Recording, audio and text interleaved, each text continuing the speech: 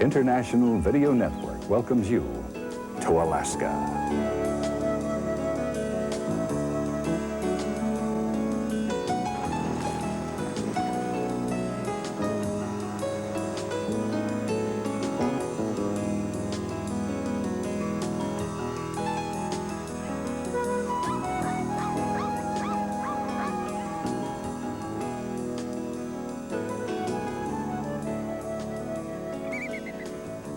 Alaska, a land so vast it defies the imagination. A wildness so profound it draws you back to your place in nature. People that warm the heart, and a heritage that spans the breadth of human history.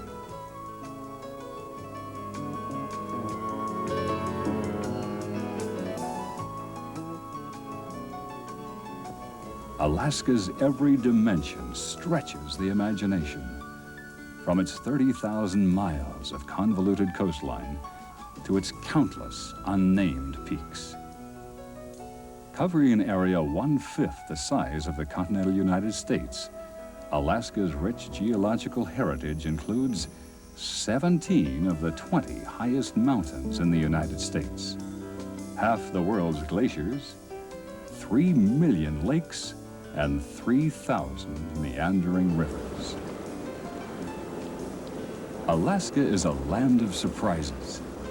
To many people, Alaska means snow, ice, and cold. But to those that know her, Alaska also means long summer days that produce some of the world's largest vegetables.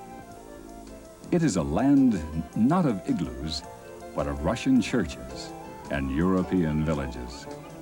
It is a land not only of log cabins, but of high-tech skyscrapers and state-of-the-art communications. Visitors expecting to observe nature in Alaska may find out how much a part of nature they are when they observe a grizzly bear picking up their scent in the wild. The unexpected seems to be the norm in Alaska. It's not uncommon to find people fishing at midnight, or to see a sunset at noon. In some places, the summer sun never hits the horizon. And in winter, the northern lights can turn the sky into a dazzling display of dancing illuminations.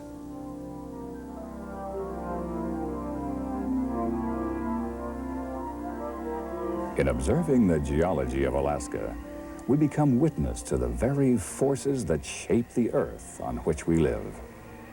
The perceptible movement of a massive glacier, active volcanoes forming new rock, and the grinding of ice forming new soil. These signs of massive change frozen into the landscape makes one wonder if the years by which we measure time aren't just fleeting moments in the true scheme of things. Yet this ancient land, seemingly still and frozen, breathes with life. Far from being a barren wasteland, Alaska supports the most varied and abundant wildlife in North America. The drama of the salmon run, the sight of millions of reddening fish returning to their ancestral spawning grounds to breed and die, illustrates the fleeting nature of life. Yet the awesome power of the rainbow trout thriving on the eggs the salmon leave bears witness to life's tenacity. It's impossible to view Alaska's wildness without gaining a new perspective on life itself.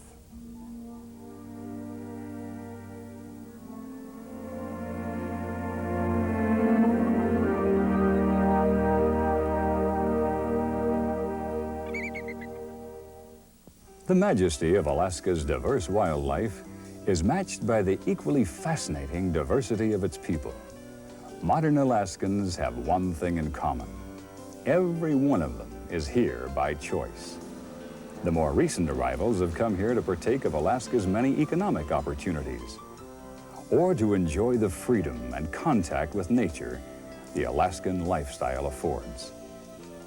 In addition to the modern Alaskan, the Eskimo, the Indian, and the Aleut have maintained their cultural identity in small communities scattered throughout the 50th state. The indigenous natives, the Indians and Eskimos, whose aboriginal homeland this is, have fared better than their cousins to the south and are committed to preserving the values of their native cultures. The very size of Alaska encourages diversity in its people. Many communities remain isolated by distance and terrain. And it's this same isolation, the empty spaces on the Alaskan maps, that visitors to Alaska find irresistible. The major highways cover only a small portion of the state, and of these, only a few are open year-round. Many towns are accessible only by plane, or in the case of some northern coastal towns, by barge during the summer months. The airplane plays a major role in all aspects of modern Alaskan life. Owning a small plane is not a luxury reserved for the wealthy, but a commonplace necessity. One of 3 Alaskan citizens has a pilot's license, giving the state more private pilots per capita than anywhere in the world. And instead of a main street, many communities have an airstrip down the center of town. It would be difficult to see very much of Alaska without spending some time in a small plane. Charter air services are readily available throughout the state. Fly-in fishing trips are popular and provide the wilderness experience of a lifetime for the adventurous angler.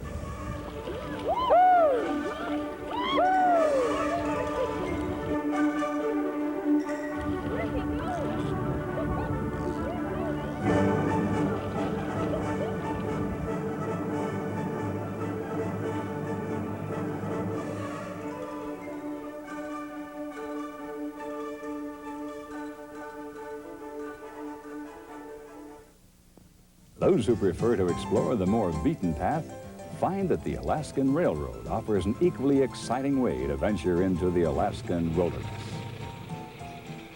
The train connects Anchorage with Fairbanks by way of Denali, or Mount McKinley National Park, and is one of the most popular ways to see the park. The station is just a few yards from the Denali Park Hotel, which is itself built around old railroad cars. Since passenger cars are no longer allowed into the park, the train provides a viable alternative for travel to and from Denali. From the hotel, free shuttle buses commute in and out of the park on a regular basis. South of Anchorage, the Alaskan Railroad serves the stretch along Turnagain Arm to Portage and the fishing village of Seward. But trains and planes are not the only form of transportation used by Alaskans. Dog sleds, once the most comfortable and fastest way to get around in Alaska, have been replaced by the three-wheelers and snowmobile. But the dog remains an integral part of Indian and Eskimo culture. In nearly every native village, there are racks of salmon drying in the sun, the traditional form of dog food for the dog sled teams. Dog sled racing is Alaska's official state sport, with major races taking place throughout the winter and spring seasons. The world's longest dog sled race, the Iditarod, follows the same grueling 1,000-mile trail that once provided the only overland access across the interior to Nome.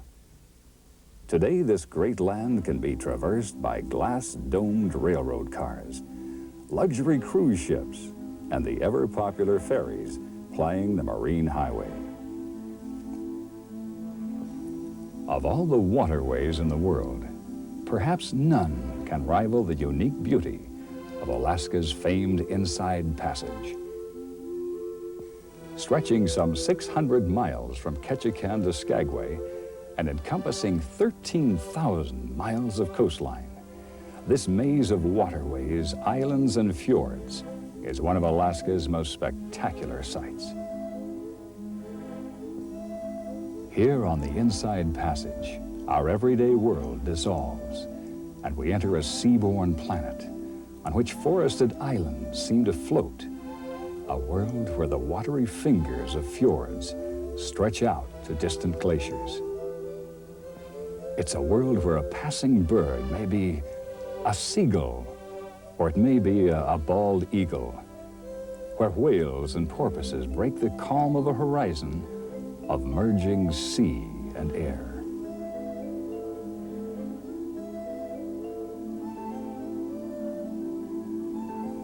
The summer sunset in Alaska seems to last forever, and there's no better place to enjoy it than from the deck of a boat on the Inside Passage.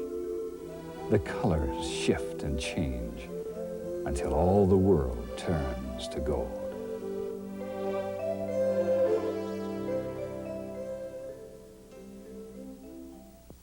The town of Ketchikan is the first in a string of Alaskan communities accessible only by sea or air. Although Ketchikan almost never sees snow or ice, it is one of the rainiest places in North America, averaging some 154 inches of rain per year. Despite the rain, Ketchikan is a popular vacation spot, due in part to its outstanding sport fishing and its close proximity to the lower 48. Years before the present town was here, this was a fishing camp for Haida and Tlingit Indians who left a visible legacy of their proud culture. These mysterious, awe-inspiring totem poles, combining both human and animal forms, are genealogies, stories of family deeds. A symbolic record of a non-literate people, they demonstrate the Indian belief that man is involved in a deep kinship with nature. The totemic animals, the raven, the bear, the shark, the wolf, and the eagle, are not just animals, but true relatives on this earth. A lot of times there's a pride that is involved in being native and being an Indian, and that has kind of been lost. Carving is kind of considered a lost art, but the whole idea is to try to revive it. I think it's very important to try to develop or pass on or even inspire some of those individuals that are that have a little interest in carving.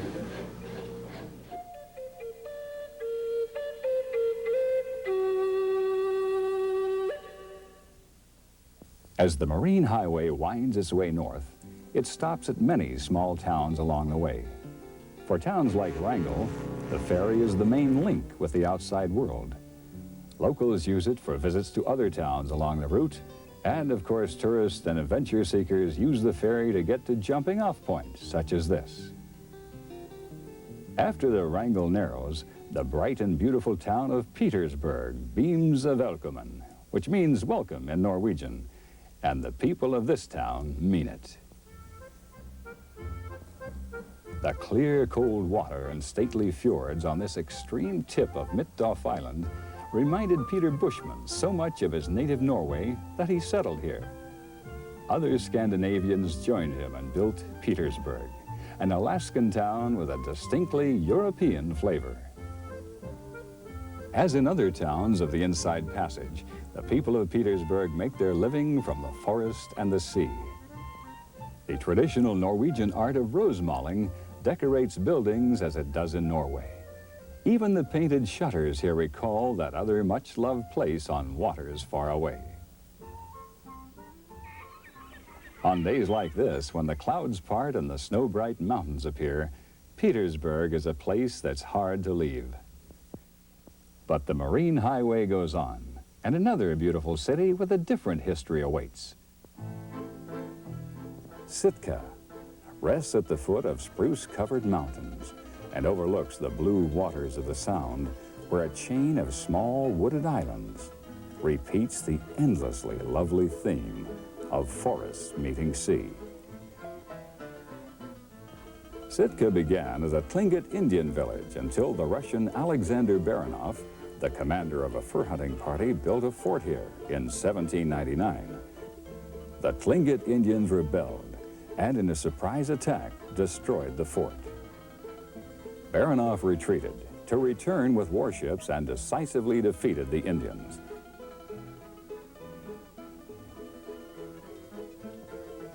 Baranof then built a castle on this hill, but only the cannon remains today. Sitka soon became a flourishing town. It was here that the Russian flag was lowered in 1867 when the United States bought all of Alaska from Russia for the then outrageous price of $7.2 million, less than 3 cents an acre. Sitka became the capital of the new territory until the early 1900s when it was moved to Juneau. Timber, fishing, and government keep Sitka thriving, and tourism is growing. St. Michael's Church is one of the finest examples of rural Russian architecture in Alaska. When this 150-year-old building burned down in 1966, the people saved the doors and priceless icons and rebuilt the church exactly. This stately building is the first of 5 homes the state of Alaska has built for its older citizens. The Old Pioneers' Home honors the original settlers of Alaska, and the statue of the old pioneer was modeled after Skagway Bill Fonda. The Sheldon Jackson Museum houses an excellent collection of antique and modern Indian artifacts and totem poles. In its own way, this native art is a forceful and graphic history of the events that shaped the region. Nearby, Sheldon Jackson College operates a salmon hatchery, which visitors can observe from viewing platforms. Beyond the hatchery, the yacht harbor lies nestled in a beautiful natural harbor, one of the reasons why Sitka became the first capital of Alaska. In the early 1900s, the swell of gold rush activity moved Alaska's political and economic focus north to the town of Juneau. Juneau is a busy, modern city thrust against a 15,000 square mile ice-capped range of mountains with water on the other side. In Alaska, nature dwarfs human achievement, and yet up against these elemental forces, the people persist and even thrive. Not only do they thrive, they have fun. Juneau still has the rollicking energy of those 2 miners, Joe Juneau and Richard Harris, who discovered gold here in the 1880s. In the 1940s, the mines closed, and government replaced mining as the chief occupation. But Juneau never lost that frontier sense of optimism and excitement. There are, of course, all the modern buildings that one would expect in a state capital, but the real flavor of Juneau is that of the Old West.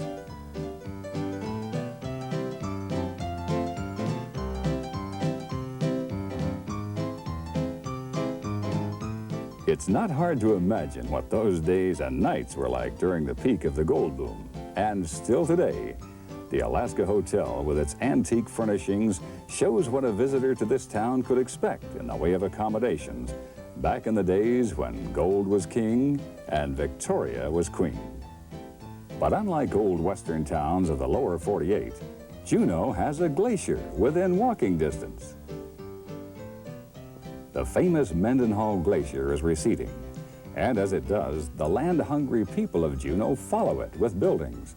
Because of its geographic limitations, the city of Juneau has trouble finding the space it needs. Ironically, it's actually the 2nd largest city in the world in terms of geographical size, but one of the smallest in terms of usable space. It's the capital of the state of Alaska, but a capital without room to grow. In 1974, the people of Alaska voted to move the state capital to Anchorage, but they never voted in the funds for the move. Today, Juneau remains the political capital, but because of its location and its room for growth, Anchorage has become the financial capital of Alaska.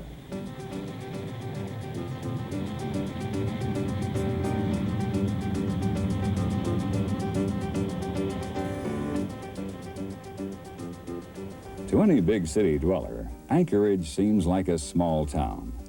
Yet fully half the population of this immense state resides here.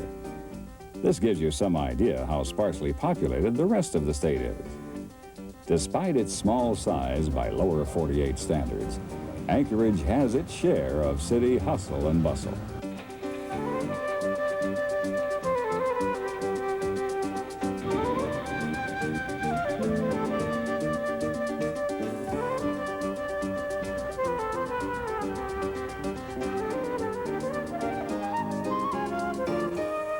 The city of Anchorage dates back to the late 19th century, when it was a tent city for gold miners and fur trappers.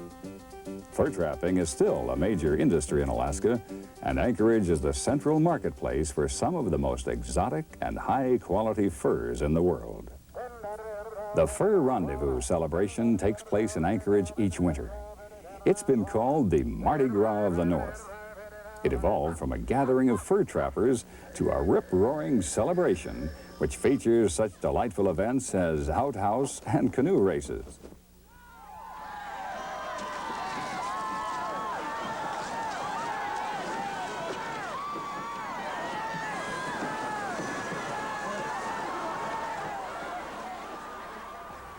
In addition to furs, Anchorage offers unique opportunities to buy native art and craft items from throughout the state.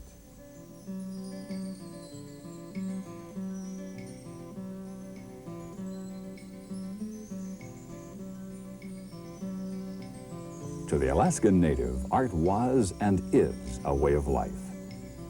Every object used in the routines of daily life was turned into an object of art. Scrimshaw, ceremonial masks, and ivory carvings are but a few of the art forms available in these shops.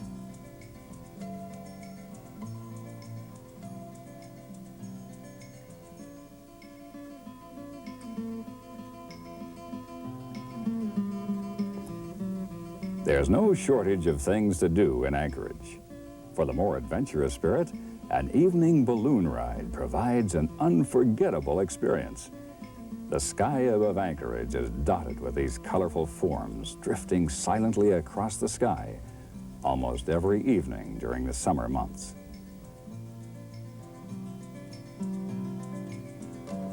Many prefer to stay closer to the ground and see Anchorage from the second story of one of the free double-decker buses serving the city. One of the more popular day trips from Anchorage follows the Seward Highway along Turnagain Arm past the Potter Point State Game Refuge on the way to Portage Glacier. Potter Flats, a mere 10 miles from Anchorage, is a wonderful place to view wildfowl. Over 130 species of migratory birds feed and nest here. The road to Portage Glacier also passes several areas where salmon spawn in creeks adjacent to the road. Just inside the park, a viewing platform extends out onto the water for a bird's eye view of this natural spectacle. Portage Glacier itself is one of the most photographed spots in Alaska. This clear blue lake with its thousands of floating icebergs becomes a playground for hundreds of visitors every day.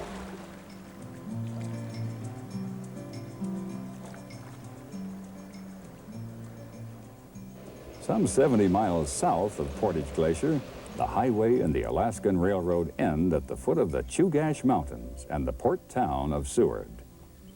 Seward has been an important connection to the outside world since it was founded in 1903. These pilings are all that remain of the original cannery and port facility after the 1964 earthquake. But the port was rebuilt and stands today as one of the best equipped fishing ports in the western United States. In addition to its extensive commercial fishery, Seward is one of Alaska's favorite spots for ocean sport fishing. The salmon in Resurrection Bay are sometimes so thick they seem to push each other out of the water. But there's more to do than fish in Seward. The Kenai Fjords National Park offers some of the most beautiful scenery and abundant wildlife in all of Alaska. Several private charters take visitors on day-long trips from Seward into this relatively new national park. And the experience is unforgettable.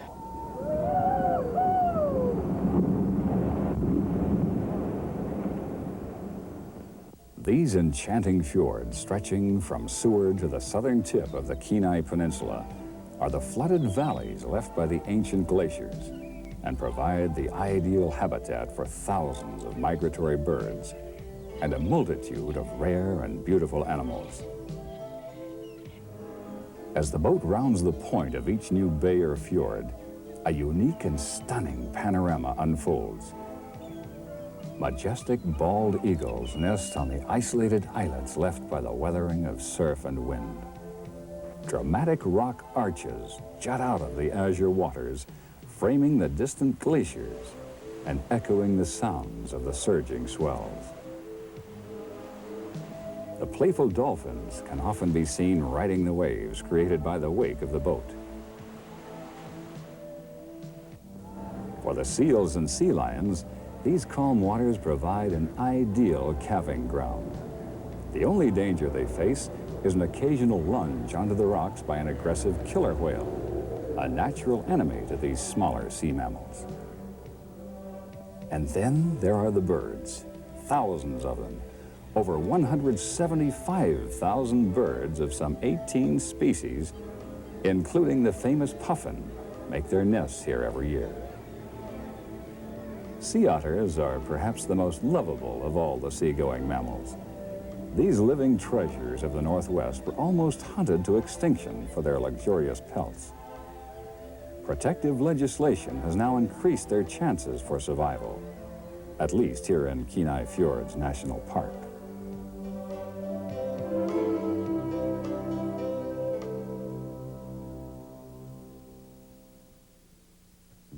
At the southern tip of the Kenai Peninsula is Homer, a commercial fishing port that has become popular with sports fishermen and campers alike. Perhaps best known for its great halibut fishing, Homer also boasts wonderful salmon, trout, crab, and shrimp fishing. Much of the town is located on a 4.5-mile spit of land that juts out into Kachemak Bay. On one side of the spit lies the harbor, home of a large commercial fishing fleet and some 80 sports fishing charter boats and hundreds of small private craft. Homer is one of the favorite places to fish for Alaska's famous giant halibut. Fish over 100 pounds are common, and very few fishermen are disappointed in these halibut-rich waters. The beach across from the harbor provides a clear view of St. Augustine, an active volcano that last erupted in 1986, spewing ash over much of this area. Nearby, the Valley of 10,000 Smokes on the Alaskan Peninsula provides a close look at an area of active volcanic activity. Beginning 100 miles southwest of Homer, this area is the site of a massive volcanic eruption which occurred in 1912. The explosions that created this moonscape were so immense that they were heard 750 miles away in Juneau. This area is also one of the most popular sports fishing regions in Alaska, if not the world. The Alaskan Peninsula is almost entirely devoid of roads, and the bears make the trails.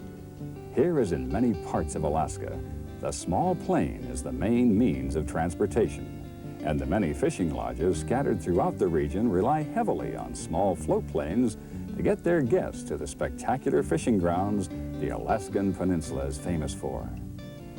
Nearly a dozen species of freshwater game fish inhabit this unique area, which has produced more world records than any other part of Alaska.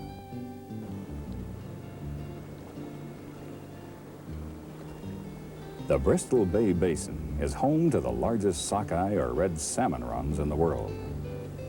Each summer, millions of mature salmon averaging 8 pounds migrate back to Bristol Bay tributaries to spawn. Following the call of some ancient instinct, the mature fish swim up their native rivers from the ocean, across the lakes, and into the smallest creeks to the place of their birth. Upon reaching their breeding grounds, the salmon mate, spawn, and then die, leaving their flesh to fertilize this delicate ecosystem. The trillions of eggs spawned on each streambed become a prime food source for predatory fish such as this fat rainbow. Iliamna Lake, the second largest lake in the United States, is the nursery for what are thought to be the largest rainbow trout in the world. Pound for pound, these rainbows put up a better fight than any other game fish.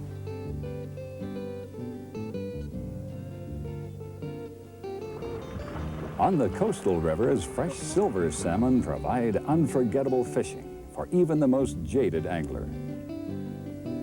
These fish, just entering the streams, are full of the strength they will need for their long journey. All of the Pacific salmon enter freshwater as bright silver-sided fish, but eventually change color and shape as they move upstream to their spawning beds. Other animals make their homes in these waterways. Beavers often change the course of the rivers, and another creature makes his presence known by a network of trails and indentations in the grass. The coastal brown bears are the largest land-living carnivores in the world today. The Alaskan brown can weigh up to 1,300 pounds and can grow to 8 or 9 feet in length. Although they are cousins of the grizzly, the coastal bears are much better tempered and present little or no danger to prudent visitors. During the fishing season, these magnificent creatures are completely preoccupied with eating and scarcely seem to notice their human visitors as they devour fish after fish, storing up to 1/3 of their body weight in rich protein for the coming winter. One of the most popular places to watch the activity of bears in Alaska is here at the Brooks River. This short river is the site of several extensive salmon runs and the predictable return of large numbers of bears each summer.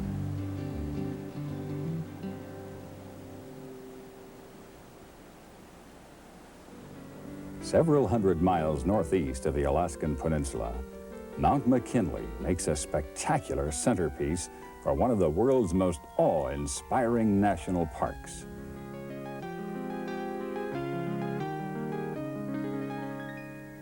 Nowadays, more often called by its original Athabascan name, Denali, meaning the high one, this largest mountain in North America is the proud pinnacle of the 600-mile Alaskan range.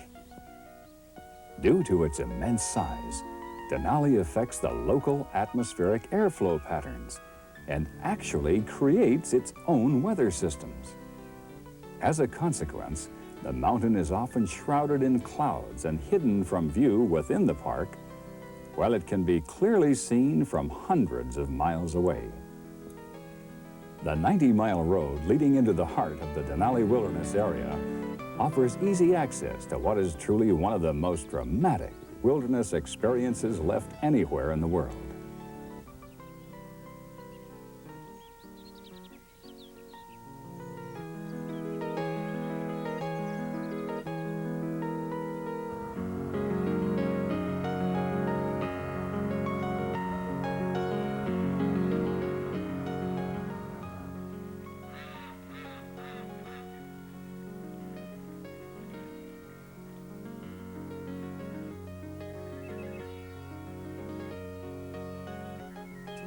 This delicate ecosystem has been protected from the fate of so many of our national parks by a policy limiting traffic into the park to shuttle and tour buses.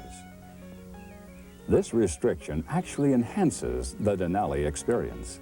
In this more peaceful environment with uncluttered roads, the animals come much closer to the road than they did before the restrictions were imposed. And there are other ways to see the park.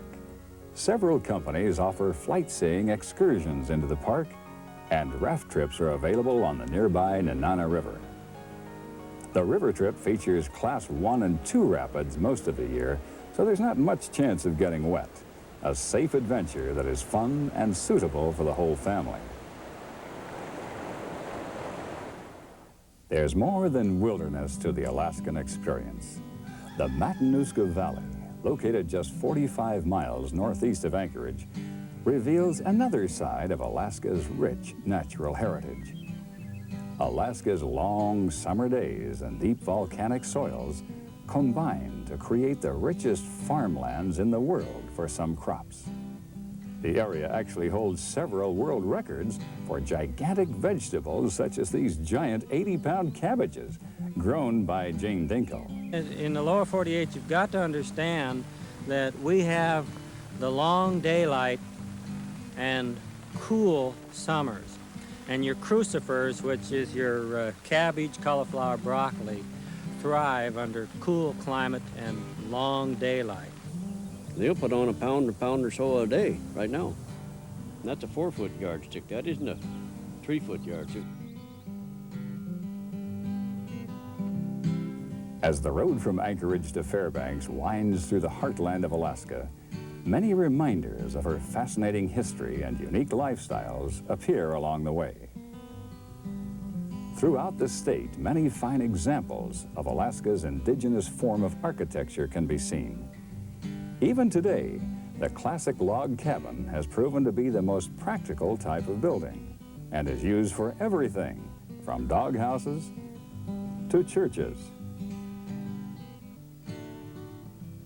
Fitting perfectly into the Alaskan landscape and built from readily available materials, these sturdy buildings are able to withstand huge snow loads and the stresses of thermal expansion. Natural burls, which grow on trees like this one, are often seen incorporated into these rustic structures.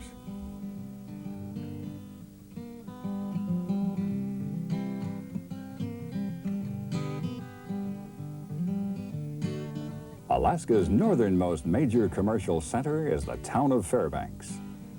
Once a booming gold rush town, modern Fairbanks still sits on Alaska's frontier.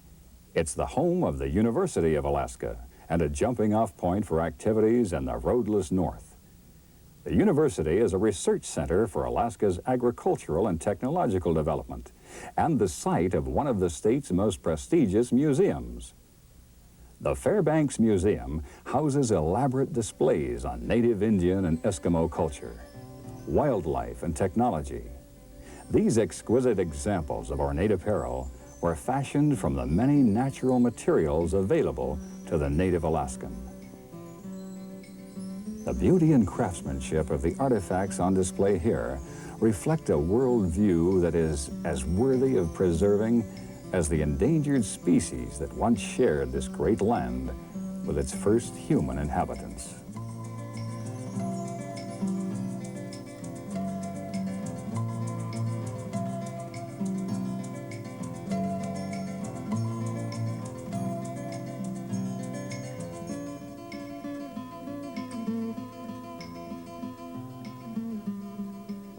A few miles north of Fairbanks, the highway intersects the Great Alaskan Oil Pipeline, one of the most impressive technological feats of modern times.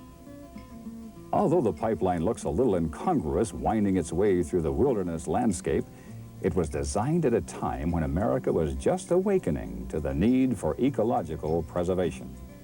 And it has many ecological safety features built into its design. Portions of the pipeline are elevated to allow the unimpeded migration of the caribou. And the pipeline is designed to slide on Teflon sleds as changes in temperature cause it to expand and contract. Expansion bumpers provide cushioning for these changes and are a part of the engineering features that assure structural integrity during an earthquake of up to 8.5 on the Richter scale. In order to keep the warm oil in the pipeline from melting the permafrost below, the posts suspending the tube are actually fitted with refrigeration coils. The high-tech design of the pipeline is quite a contrast to the old machinery displayed here in Alaskaland's mining valley.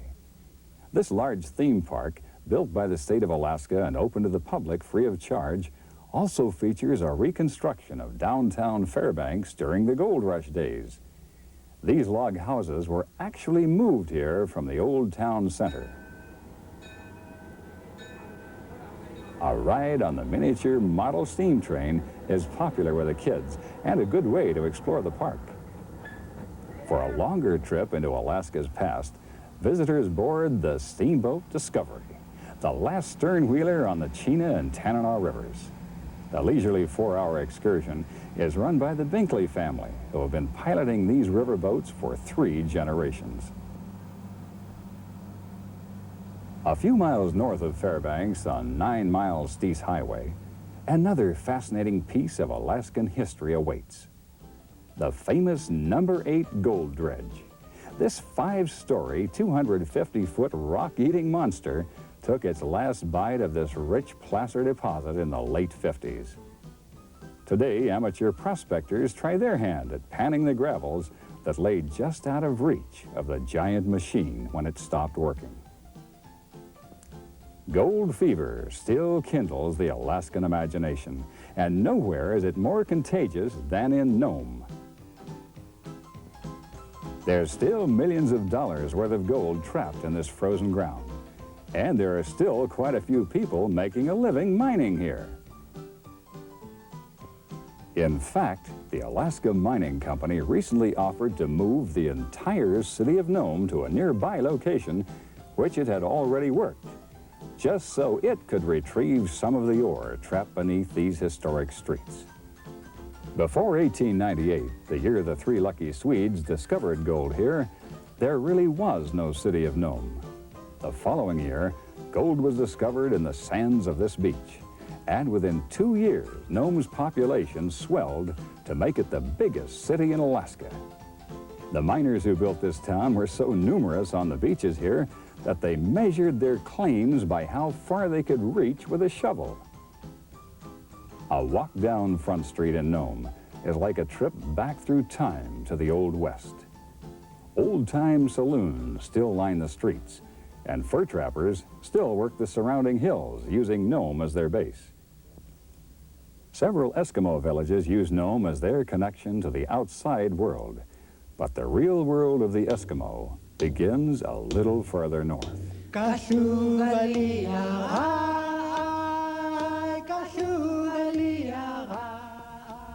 Kotzebue is a town of a little over 2,000 people, 80% of them Eskimo, and still basically a subsistence culture. This is a harsh, wild place at the end of the earth, pressed against the cold Arctic Sea. Hunting and fishing are primary sources of livelihood. Well, Kotzebue sits on a peninsula near the location of the ancient Bering Land Bridge, which was the route of those earliest Americans on their trek from Asia to this new land. There is archaeological evidence here of settlements going back for millennia. It's this historical perspective that gives the native people of this region the strength to resist the pressures of an imported culture and to preserve their own ways. We've lived in this area for thousands of years. This is an ancient living area for the Inupiaq people, and we've lived in harmony with nature. We've lived pretty much in harmony with ourselves, and we believe that the values that we currently have are going to allow us to continue to live here in harmony with nature and one another. The native people here have a true resource in their own proven traditions. Modern cultural innovations are accepted when they serve a purpose, but there is an increasing awareness that for a hunting and gathering people, the old proven ways work best. Here in this living museum of the Arctic, the elders of the village preserve knowledge of this endangered culture to share with visitors who get an unusual opportunity to observe the native culture.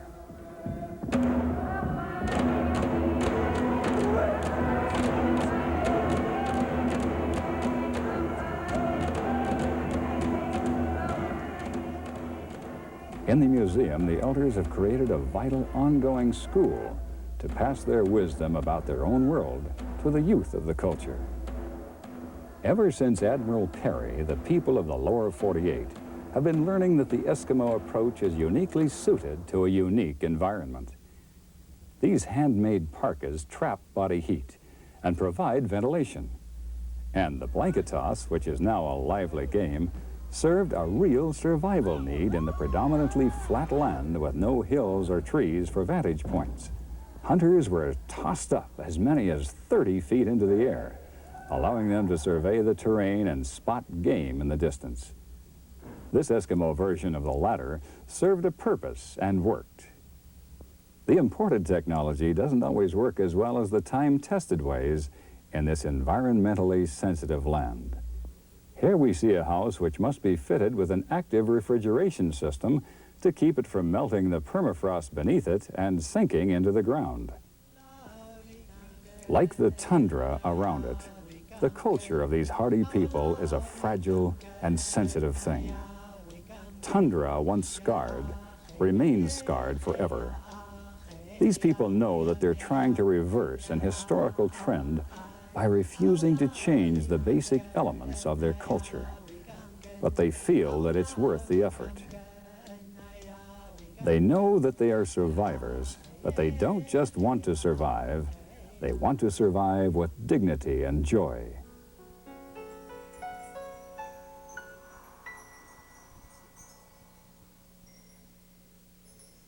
And as it is with the Eskimo, struggling to maintain their culture while integrating into the modern world, so it is with all of Alaska. Alaska is a rare and fragile window into the natural world. A world where every living thing lives in harmony with the powerful forces of nature. A world where the forces of nature prevail, and man must be in tune or perish. Visitors fortunate enough to experience this wonderful place would do well to experience it on its own terms, without imposing their own day-to-day values on this unique and precious experience. Although one can bring modern creature comforts along, everyone who visits this raw and wild land finds themselves roughing it just a bit. For some, that may mean sleepless frostbitten nights on an ice field at the foot of Mount McKinley.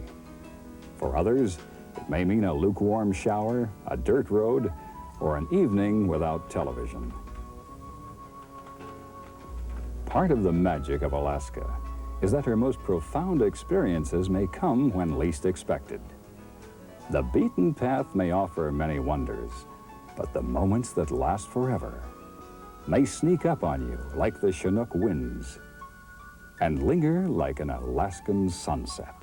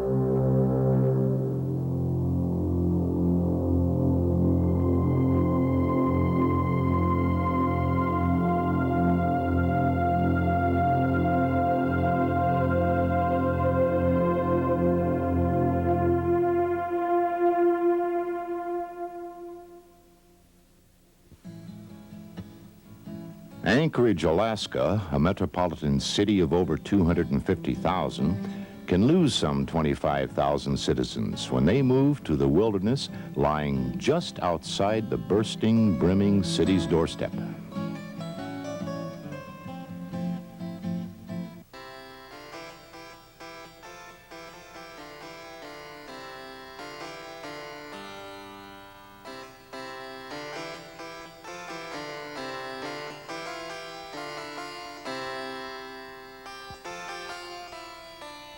Royal British Navy Captain James Cook landed here in 1774.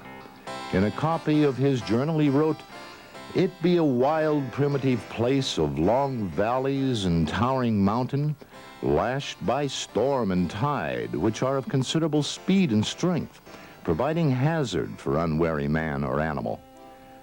This land is home to great beasts of the sea and shore, which has created some danger at times for the crew. An extreme large ice bear of exceeding ill temper lives upon the ice, which flows out of the valleys to the sea in this cold area of the world. Our ships are easily provisioned by the numerous native peoples, and we've traded for many skins and goods. Our contact with the inhabitants have been pleasant, for they are a friendly, open people in the land of hostile elements. Many things have changed since 1774. Thousands of men came and went in attempts to take from this land its gold, its ivory, and furs. But in 1906, other men came here too, not to take, but to give to future generations the natural splendor and ruggedness they held so dear in this giant land, this great land, this wild, scenic Alaska.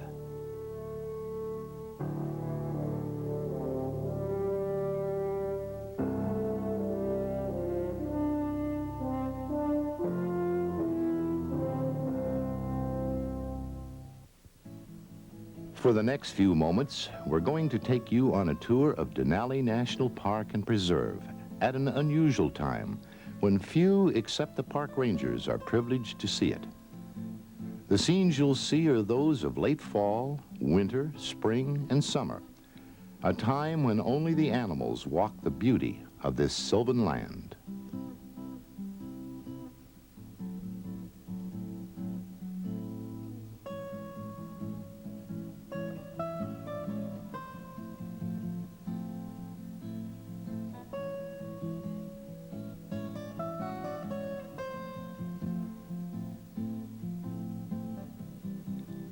The immensity of Denali surrounds you, tundra and mountains by the mile, dominated by the ever-present Mount McKinley.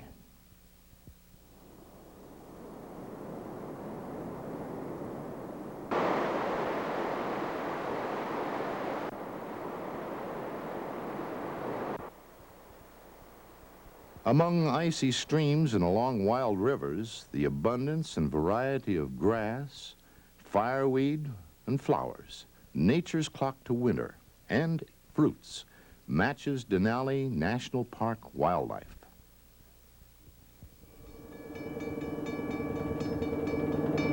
Denali National Park and Preserve is served by both road and rail.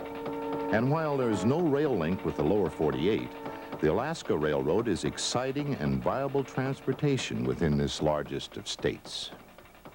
After a tour of 4 straight months of 24 hours a day performances, there's something in the air that's different, and the animals sense it.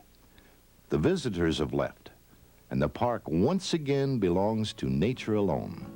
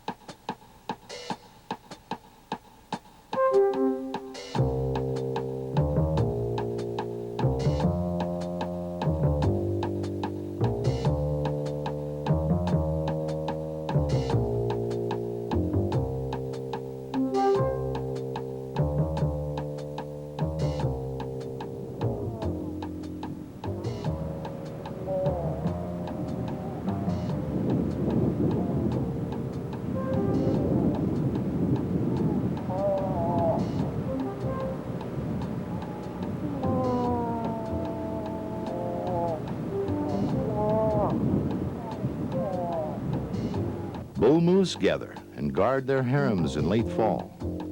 Nature's balance here, as anywhere, is maintained by nature. While the humanitarian in each of us agonizes when we see an animal wounded in an encounter with one of its kind, we must realize that it is part of the normal cycle of life. In each encounter between kind, there must be a clear winner and another which loses. The challenge is always the same, only the reasons vary. It might be a territorial battle, competition for a favored female, or maybe it is for food in an area where it is more readily available. And sometimes there's a lengthy preamble giving ample preparations by the combatants, allowing the less secure or the confident animal to back off or give way to his more dominant counterpart.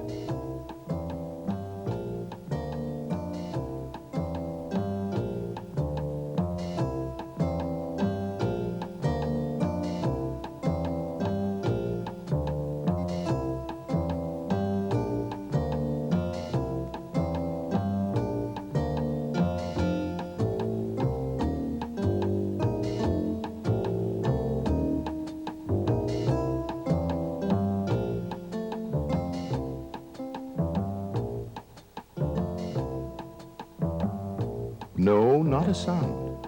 This bull is doing a lip curl, catching the scent of the female cows.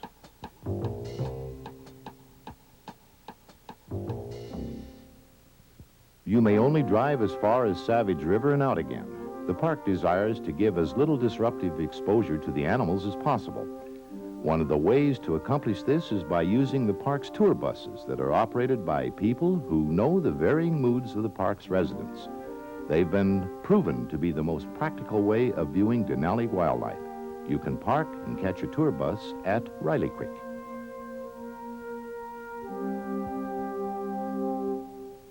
The ptarmigan is found throughout the park. This one feeding is quite sheltered with its fall protective coloration. Were you to visit Alaska's gift to the world, you would probably be doing so during the tourist season, which runs from May 1st to September 1st each year. Denali National Park is the only place on Earth where hundreds of thousands of visitors can readily view a large variety of wildlife in their natural setting, a setting of staggering beauty.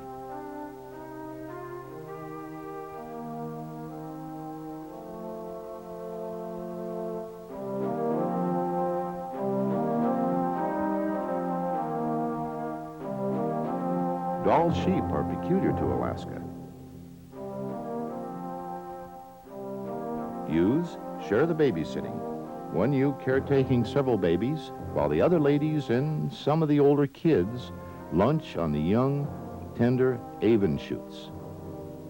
Earlier season tourists will see sheep at closer range, for as the snow recedes up the mountain, so do the doll sheep.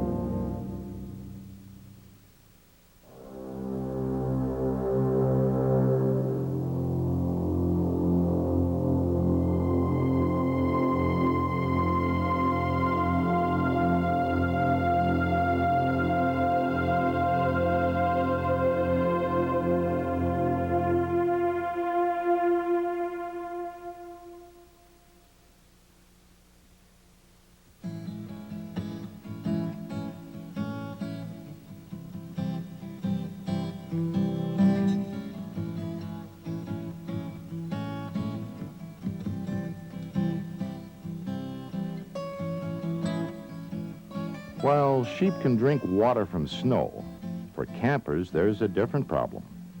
There's piped water at 3 of the campgrounds, but in general, you are advised to boil all drinking water, or better still, bring your own water with you from Riley Creek, where you will be registered and assigned a camp space.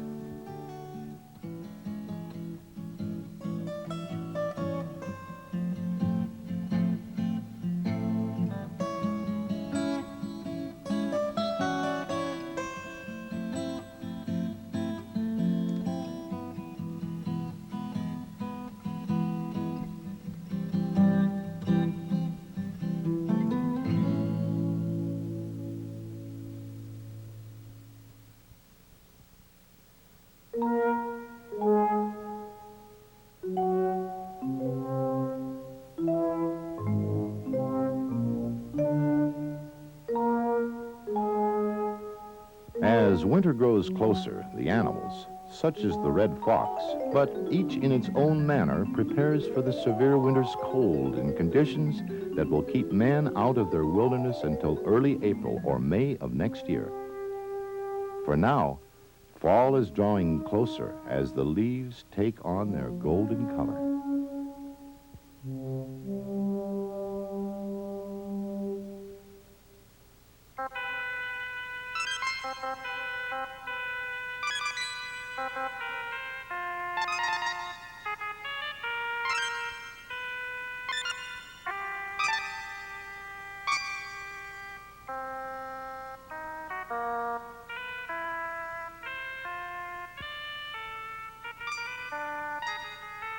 Some of Denali's wildlife will hibernate.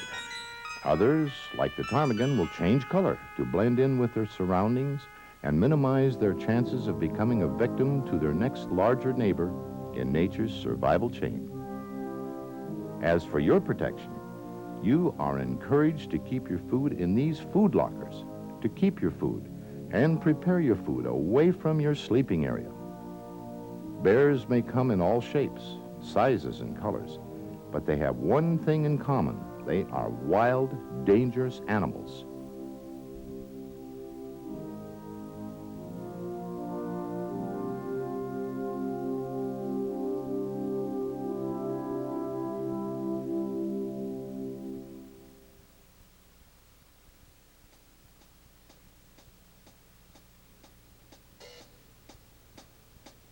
These bears are not dangerous because they seek trouble, but because they possess such great strength that any move, regardless of their mood, can be immensely damaging. It belies their appearance, which usually paints a picture of fuzzy clownishness.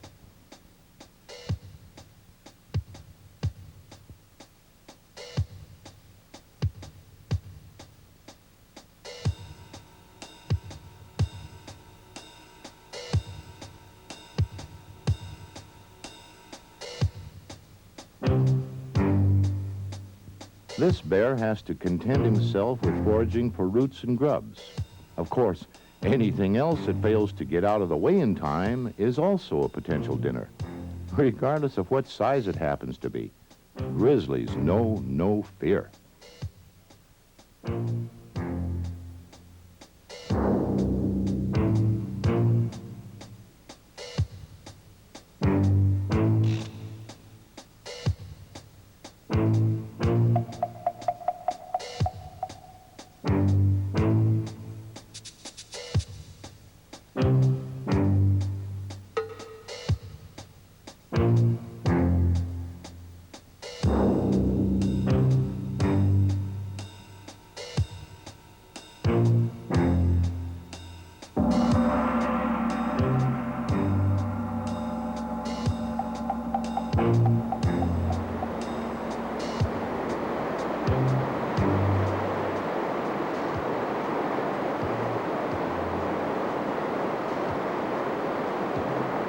Some of the clear streams of Denali and Wonder Lake will produce Dolly Vardens, hardly accessible to grizzlies.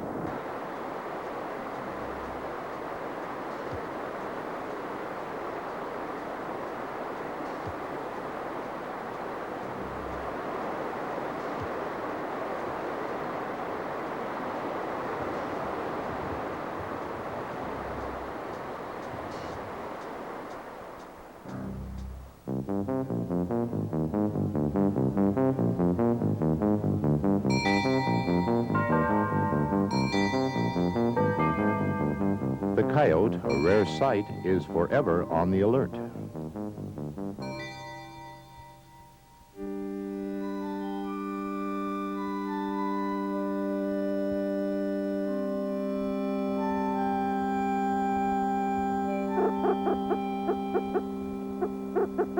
During late fall in Denali National Park, these grouse show off their finest and strut their stuff. But amidst all of the posturing and displaying, the ominous shadow of survival looms larger than life, and a continual watch is kept. Even the porcupine shields himself with quills.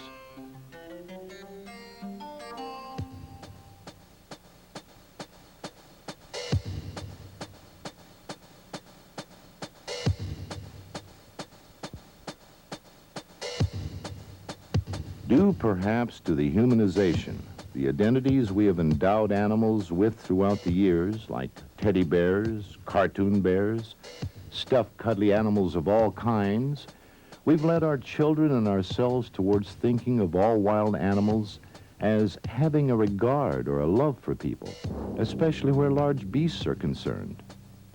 It may seem irrational, but large, powerful, fierce animals can feel threatened or hemmed in by you a distance the length of a football field away. Lack of this knowledge has led to more incidents and accidents, some tragic, than any other single situation anywhere. If your presence poses any sort of threat, the animal will eliminate that threat in the most effective manner at hand.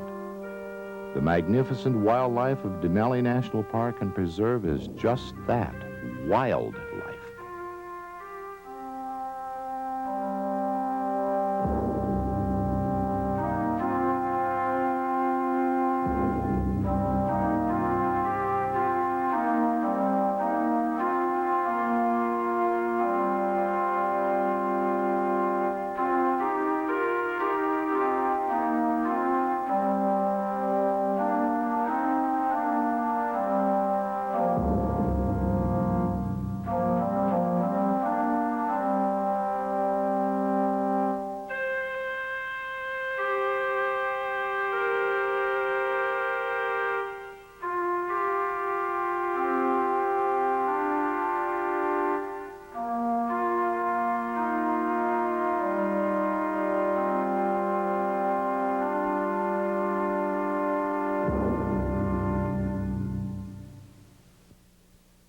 Under the heading of advice freely given and well needed, at Denali National Park are these items for campers and hikers, even climbers. Bring warm clothes, insect repellent. Do not feed any of the animals, even small ones like the camp robbers. Keep a clean camp. Wash your dishes immediately. Don't cook food directly on the provided fire grates. Cook and store food away from your sleeping quarters. Put your food in your vehicle or the big metal storage sheds. Remember, you're in a remote, primitive, isolated area. You must depend on yourself to be prepared. All of this applies from Riley Creek to Wonder Lake. Bald eagles are not uncommon in Denali, for they are forever on the alert for possible danger or prey, scanning the hillside with their sharp, watchful eyes.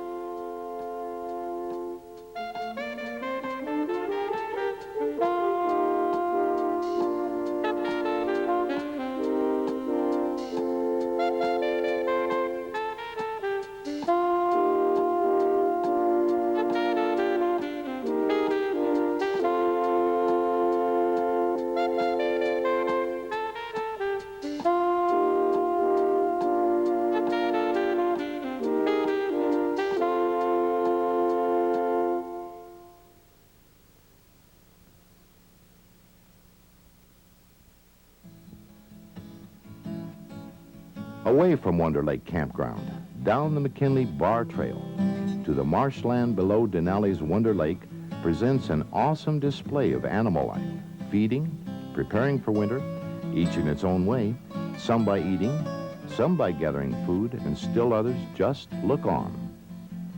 All creatures, big and small, are affected by and accept this yearly threat to their existence. They do not think as we humans. There are no assessments, pro or con. They just get on with the business of living or dying in one of the most beautiful spots in the world.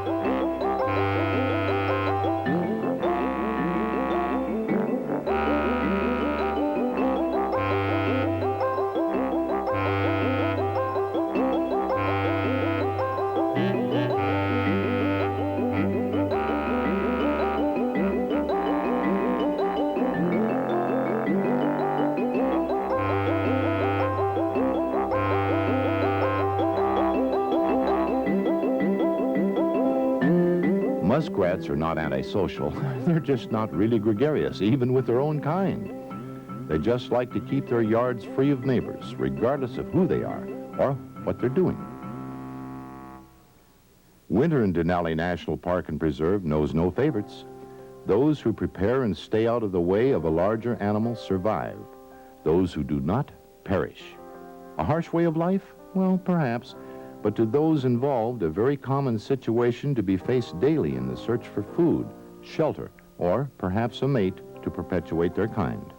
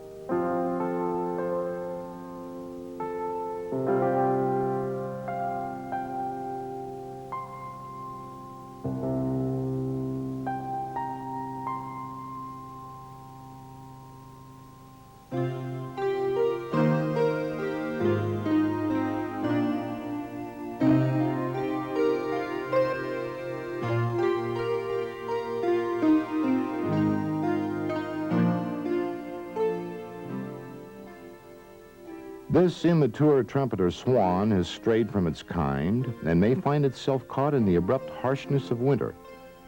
The onset of winter brings with it special problems for all ducks and animals alike. But with a little luck, all is well. Fleas eaten by beaver is a sure sign of them being nearby and preparing for winter.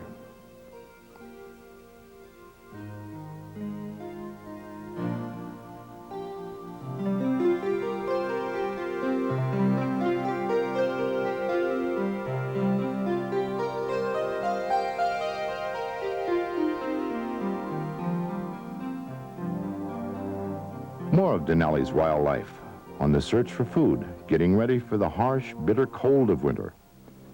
Caribou, unlike moose, are not loners. They travel in bands or herds, and also, unlike moose, will travel in patterns over certain areas for often unknown reasons, not necessarily in search of food.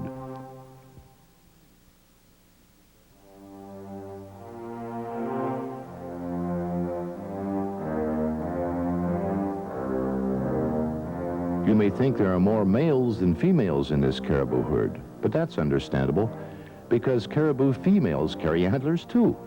In fact, they're the only member of the deer family which does.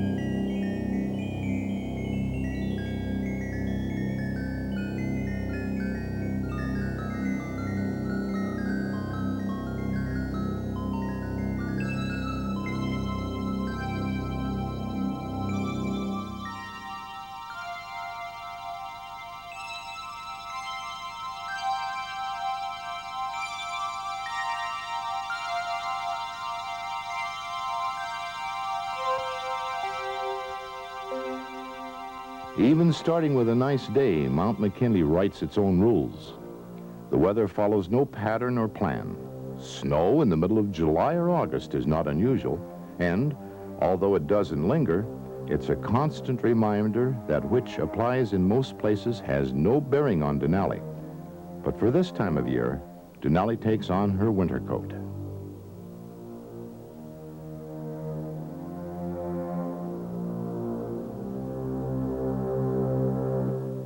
The red fox is forever hunting. Seldom do these snowbirds or ptarmigan have to fear the red fox, for they also are forever on the alert for danger.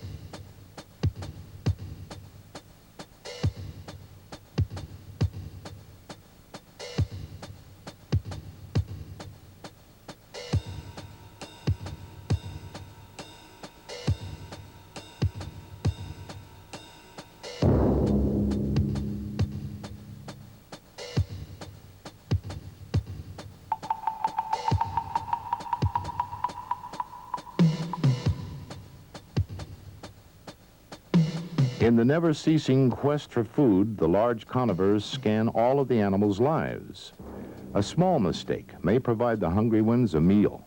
In Denali, the eyes of the hunter seldom close.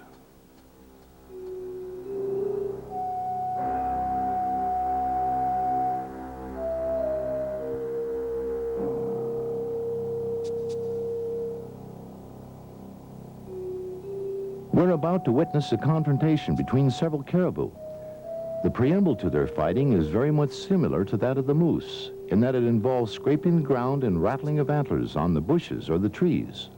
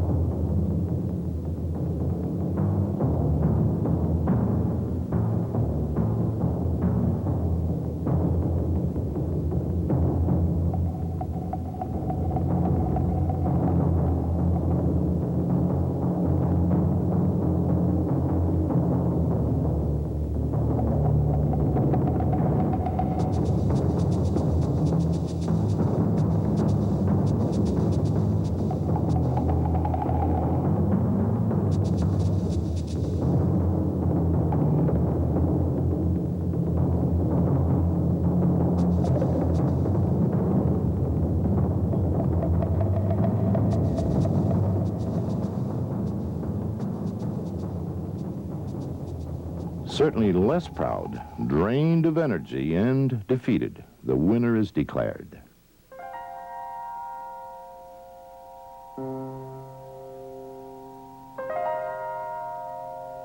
Finally, the 8 long months of winter survival begins to draw to a close. Instead of freezing, melting marks the activities of the somewhat longer days.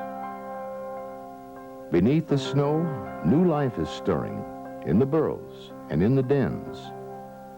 Marmots are starting to preen themselves. The red fox and the larger animals are also moving, for soon the cycle will begin once again. The eternal competition for survival during the 4 short months soon to arrive. It's time to clean up, don new apparel, and face the visitors.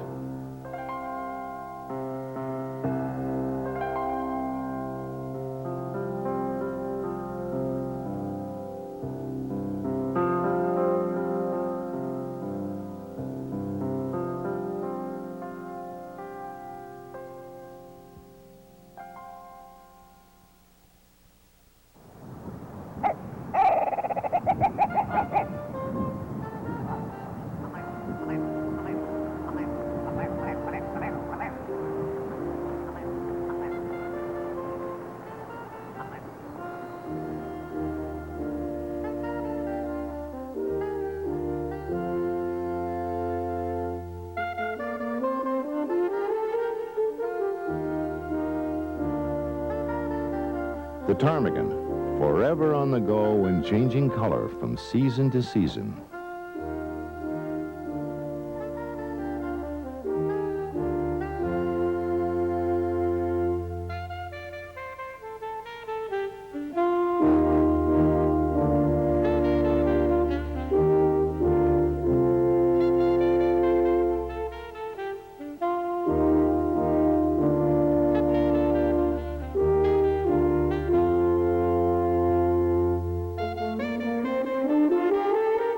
The question was asked, how do you set aside a wilderness park and preserve that impresses people? Well, you start with a mountain that impresses people. All 20,320 feet of it, Mount McKinley.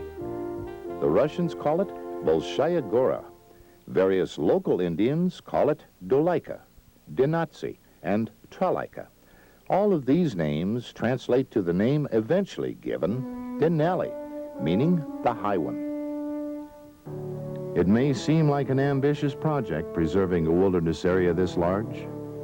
The park superintendent puts it this way: we're attempting to conserve the scenery, the natural and historic objects, and the wildlife, while providing for the enjoyment of same in such manner and by such means as will leave them unimpaired for the enjoyment of future generations. And then he added, this is a world-class environment.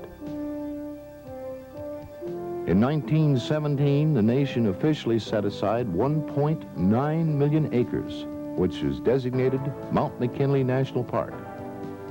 And for years, the park carried the name of the mountain. In 1980, in deference to the people, the park and preserve were renamed Denali. And with that renaming came an expansion in size, so that today this eternal example of the Creator's hand covers an area larger than the state of Massachusetts. Denali National Park and Preserve is a monument to the vision and the efforts of just a few men. Men who stand alone in attempting to keep for all of us an area of the great land that remains now nearly as it has been for the last 500 years.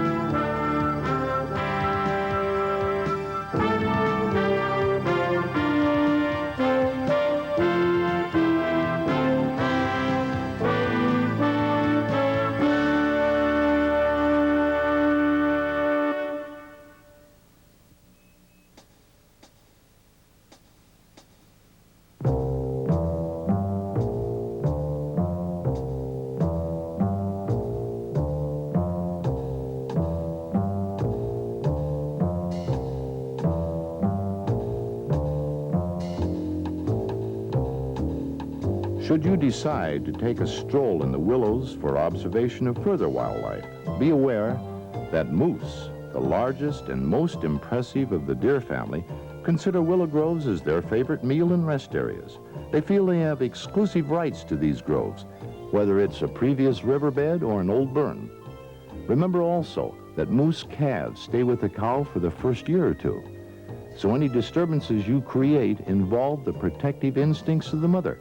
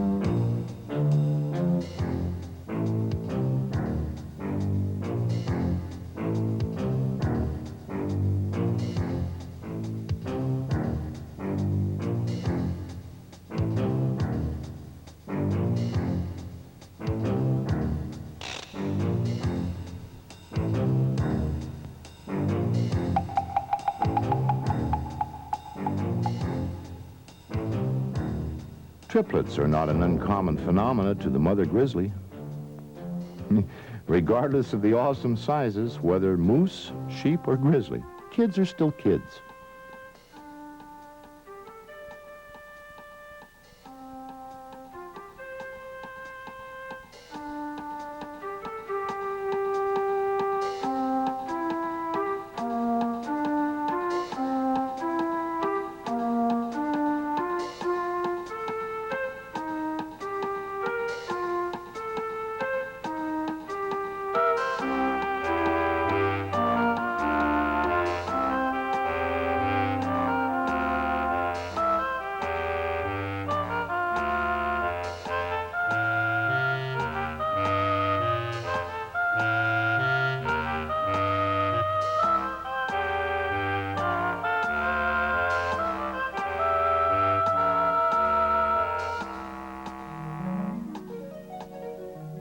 The spring weather brings back the swans, and the ponds come alive. Marshland activity increases, and with it, the extreme beauty of nature.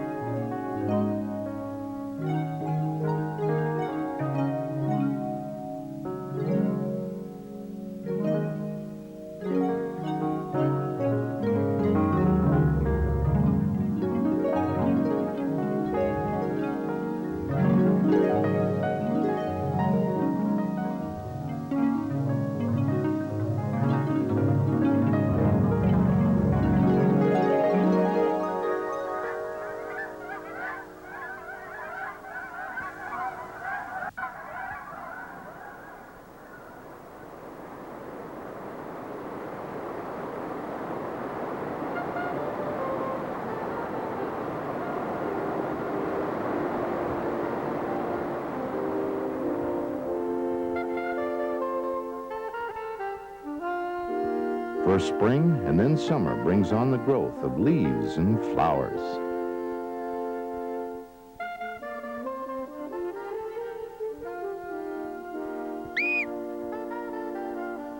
The marmot hides in the forest valley quiet places. Soon their young will take the place of those who failed nature's bitter lessons and compete with those who won the battle for survival.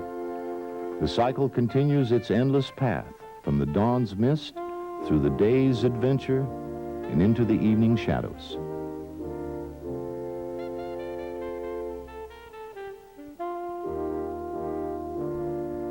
Blooms of every description stretch into the warm Alaskan sunshine, days that last over 22 hours. All of these bring a profusion of plant life to former dull vegetation, coloring the park in all directions for miles around. The season is short. The growth rate is accelerated. Early summer will not be denied, and with it comes the rebirth and the rearing of Denali wildlife. The animal and the waterfowl have mated and bore their young.